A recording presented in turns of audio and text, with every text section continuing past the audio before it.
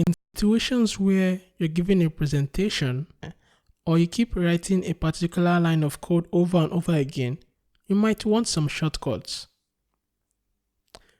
To do that, go to your settings, then you look for live templates. Now, in these live templates, we would be able to tell IntelliJ about some abbreviations and what should be done when we type those abbreviations. So, right now, I can have an abbreviation to help me initialize a variable. Could be an integer, could be a string. Then you give a description of what it should do. The main thing now is the code I'm writing now. Let me add another template.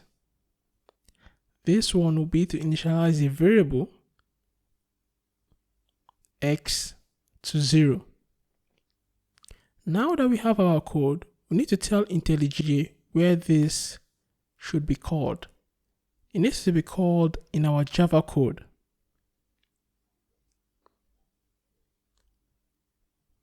So below, we head over to choose Java. If you notice, as we chose Java, it was highlighted properly. So let's head over and test these shortcuts. So if I come here and I write this, it pops up the shortcut. And if I write my x0, it initializes the variable x to 0, just like I told it to.